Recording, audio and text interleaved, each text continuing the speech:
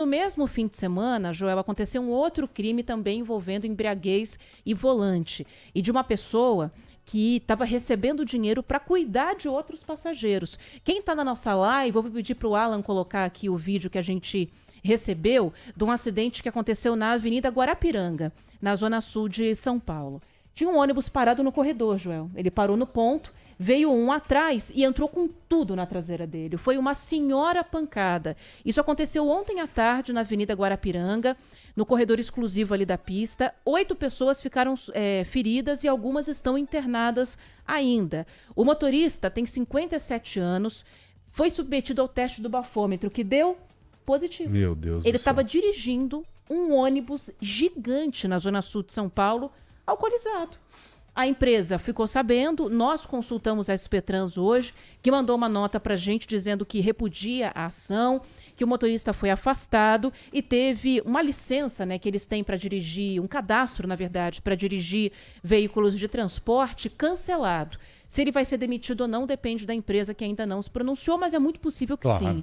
Ele chegou a ser preso, mas pagou fiança, não foi revelado o valor, mas foi liberado depois desse pagamento de fiança. Então, olha isso, um motorista de ônibus, alcoolizado, batendo na traseira de um outro violentamente. Você se lembra uns 5 anos? Certamente você vai se lembrar, deve ter uns 5, 6 anos. Montaram uma campana para pegar um motorista de busão que fazia a mesma coisa, dirigir embriagado. Não tô lembrada, Começaram a achar estranho, sabe? O ônibus parava no ponto, ele descia rapidinho, isso aqui em São Paulo. Ele descia rapidinho, ia no bar, tomava uma dose de cachaça e voltava.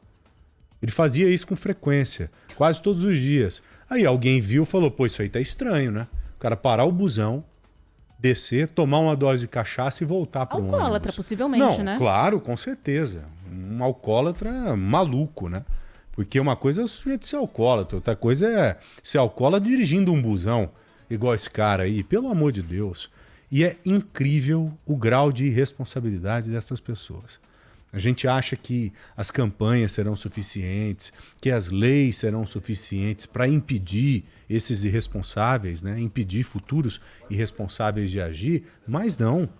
Esse motorista é um exemplo disso. Esse babado, né, com 54 anos de idade, o moleque dentro da irresponsabilidade dos 19 anos de idade, certamente nunca ouviu o que o pai disse, o que a mãe disse, porque o jovem tem esse tipo de comportamento, né? Ele acha que ele sabe tudo, que ele é o senhor da razão, ele entende de tudo e que não precisa ouvir pai, não precisa ouvir mãe, não precisa ouvir as pessoas mais velhas e acha que tem o direito de sair de um boteco, sair dirigindo o carro indiscriminadamente como ele fez, mesmo depois de ter bebido. Independente dele não ter feito o teste do bafômetro, primeiro, a palavra do policial vale. Segundo, as provas que a polícia vai levantar daqui para frente certamente serão contundentes, porque se ele estava em um bar, deve ter câmera, deve ter conta do bar, mostrando o que ele pediu, mostrando o que ele bebeu, porque o policial foi enfático, disse que o sinal de embriaguez era forte. No caso da Marina Racorte, Racorte, não é? Racorte, você se lembra disso. O cara também não fez o teste porque ele fugiu. Depois ele se apresentou e a polícia ficou responsável por levantar as provas. Tinha ali imagem e a conta do bar em que ele estava. As doses então essas provas são importantes. Exatamente. Daqui para frente, como esse caso é gravíssimo, porque envolve 3 mortes, 3 senhoras que morreram, a polícia vai desempenhar um trabalho muito mais forte do que desempenharia em uma situação de atropelamento envolvendo um cara bêbado. Então, porque 3 pessoas morreram, né? Só que tem muita coisa, Joel, que é a justiça que acaba... Aí eu vou falar falhando mesmo, né? Porque tem 2 coisas, na verdade, né? Depende de como o delegado analisa o caso e pelo que a gente viu, eles recomendaram o indiciamento com dolo eventual, que é assumir o risco de matar porque ingeriu álcool. Só que muitas vezes a justiça não concorda com essa avaliação. E muitos advogados tentam tirar dali do crime a indicação de álcool, porque nesse caso o rapaz não fez o exame do bafômetro. Então não tem a prova de que ele bebeu muito, só a palavra do policial. O advogado tentou fazer isso no caso da Marina Racorte, não conseguiu. Então acaba dependendo muito da leitura da lei que cada juiz acaba fazendo. Então a gente tem 2 problemas muito sérios aí, né? As brechas, as interpretações diferentes que esse tipo de caso pode ter e a falta de estatísticas para mostrar quantas pessoas matam no trânsito porque estão embriagadas e seguem presas, para a gente mostrar isso para o público e falar, ó, tem tantas pessoas cumprindo pena, tantas pessoas para serem julgadas. Se você for lá, por exemplo, daqui a pouco a Maju vai conversar com a gente, ela tem uma pauta sobre casos de feminicídio em São Paulo. O feminicídio é um crime gravíssimo. Tem um monte de estatística em cima. Por que trânsito e álcool não tem? Né? São coisas tratadas de maneiras diferentes e que são Aninha, igualmente graves. independente de provar ou não que o cara bebeu, tem um ponto interessante em cima dessa discussão aí. Uma coisa dá para provar, que ele estava em alta velocidade. Pelo menos foi o que eu percebi no vídeo que vi. Em alta velocidade para aquela via. Exato. A velocidade era tão grande, mas tão grande, que ele bateu contra uma palmeira, depois de atropelar as três, uma palmeira, dessas palmeiras Com imperiais. Um tronco mais larguinho, né? Devia não, uns 25 centímetros de diâmetro. Uma palmeira considerável. Ele a arrancou com a porrada, com raiz e tudo. Não quebrou a palmeira. Sim. Ela saiu, aquele blocão, ele se expôs. Igual quando tem um temporal muito forte, em que as árvores são expostas, os troncos acabam ficando deitados com as raízes expostas, foi a mesma coisa. Então, pela câmera dá para ver que ele estava em alta velocidade e pela pancada, certamente, que a perícia levantou ali, a imagem da palmeira é extremamente conclusiva quanto a isso. Então, acho que prova não vai faltar, viu?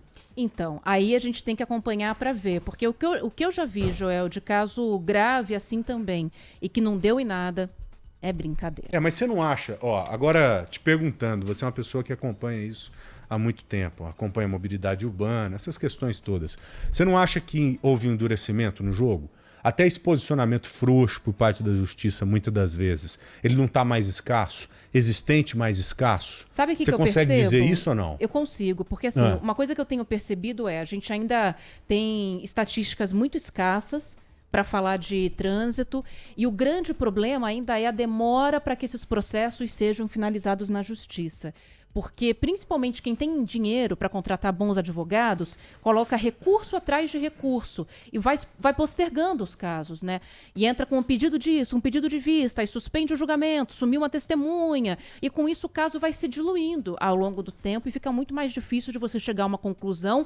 E ainda existem casos, hoje é mais difícil de acontecer, mas ainda existem casos de prescrição. Esses crimes perdem a validade, se eu não me engano, com 15 ou 16 anos, é como se nada tivesse acontecido, o motorista sai com a ficha limpa e acabou. Então, ainda tem uma dificuldade no desenrolar do caso. O da Marina, que você falou agora, o julgamento está marcado, se nada acontecer, para junho do ano que vem, com quase 4 anos do atropelamento e da morte dele. Quinta-feira passada você deu essa notícia aí. Exatamente. Então ainda há uma dificuldade muito grande para, o julgamento. E uma boa parte dos motoristas acabam respondendo ao processo em liberdade. Teve um endurecimento da lei, mudanças que aconteceram para prever penas maiores para quem mata embriagado no trânsito e tudo mais. O problema é chegar à pena, é chegar ao julgamento, Joel. Isso ainda é muito devagar.